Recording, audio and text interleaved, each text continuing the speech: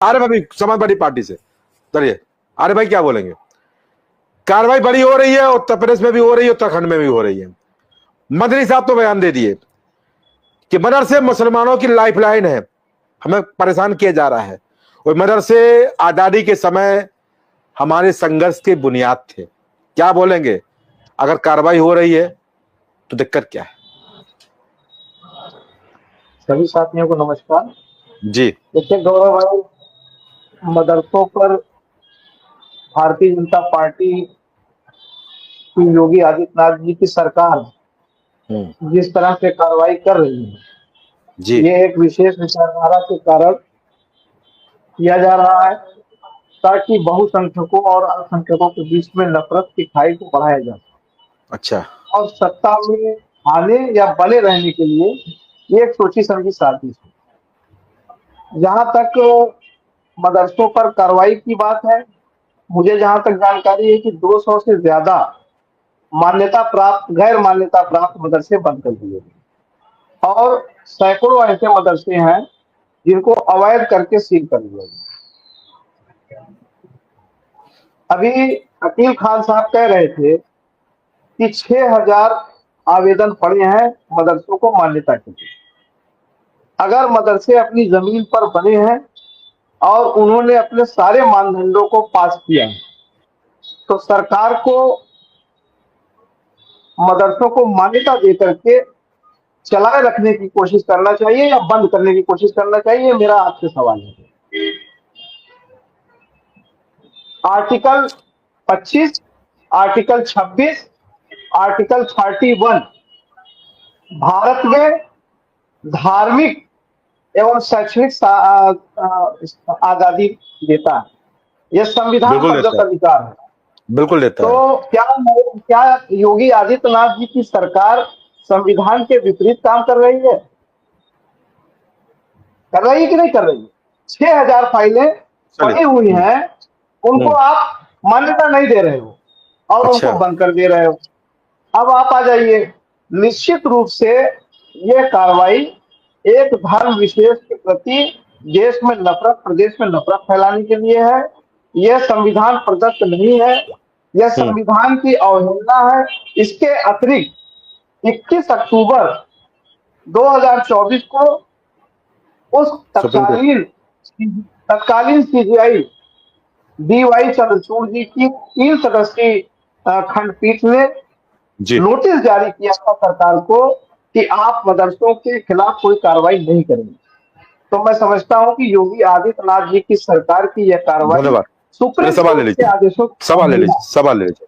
आपने शुरुआत में एक स्टेटमेंट दिया आरिफ हबीब कि यहां पर हिंदू मुस्लिम के बीच खाई, तो क्या मदरसों पे कार्रवाई हिंदू करने जा रहा है क्या?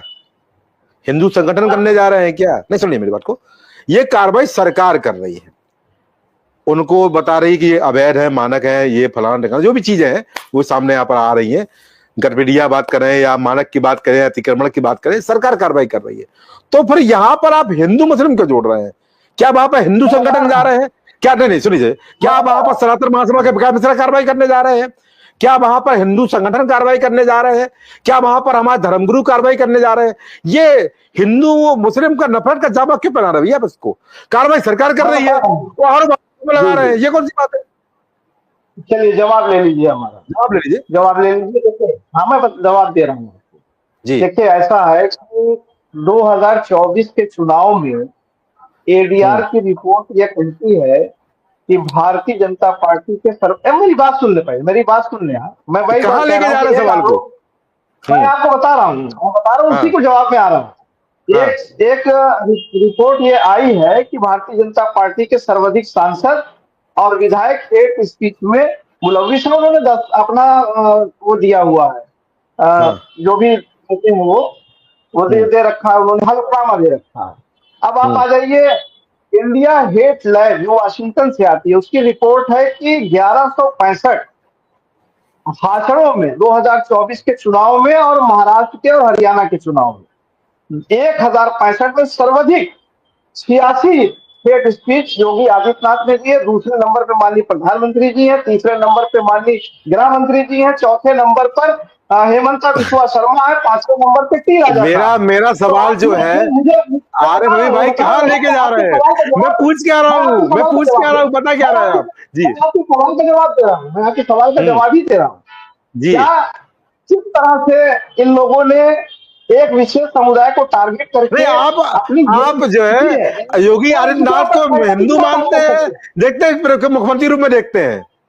ये तो इंडिया हेटलेट कर रही है ना, मैं तो नहीं कह रहा हूँ। एक उनको हिंदू मुख्यमंत्री के रूप में देखते हैं कि केवल मुख्यमंत्री के रूप में देखते हैं? मुख्यमंत्री मानेंगे ना कि हिंदू मुख्यमंत्री मानते हैं? इंडिया हेटलेट की रिपोर्ट है ये। अच्छा, कह रहे हैं कि एक धर्म विशेष के खिलाफ उन्होंने, तो यहाँ कौन सी हेड स्पीच है? यहाँ लोग कार्रवाई हो रही है ना। मैं बता रहा हूँ आपको, वही भावना यहाँ भी काम कर रही है, वही भावना यहाँ काम कर रही है सरकार। चलिए आपको आपने कहा कि नहीं, मेरा जवाब आ जाए, लूंगा आपको बात। चल ठीक है। उन्होंने कहा कि आतंकवाद कट्टर पंथ को देखते हुए ये कार्रवाई की गई है मदरसों के लिए। मैं पूछना चाहता हूँ कि मैं विदेशों की रिपोर्ट का यहाँ पर ब्यौरा नहीं दूंगा। नहीं, मैं विदेशों की रिपोर्ट का ब्यौरा से नहीं लूंगा, क्योंकि विदेशों में तो हंगर इंडेक्स में इंडिया सबसे नीचे है और 250 रुपए किलो आटे वाले पाकिस्तान हमसे ऊपर। नहीं, मैं इंडेक्स का हवाला नहीं दूंगा, प्लीज। मैं इंडेक्स का हवाला नहीं दूंगा। चलिए बोलिए, करता हूँ। बोलिए। मेरे अगर कोई भी शास्त्रीय संस्था ये कह दे कि आप चौथी ट्रिलियन या इकनॉमी बनने जा रहे हैं, तो आप मान लेंगे? और इस भैया यूएन बोला है, मैंने नहीं बोला है। यूएन ये यूएन की तरफ से है, ये यूएन की तरफ से है, ये कोई संस्था नहीं है। नहीं है ना, कहाँ है? वो भी तो गलत है, अभी बना नहीं है चौथी का, वो भी तो गलत है, उसको भी तो गलत प्रसारित किया गया। चले ठीक है, धन्यवाद। मैं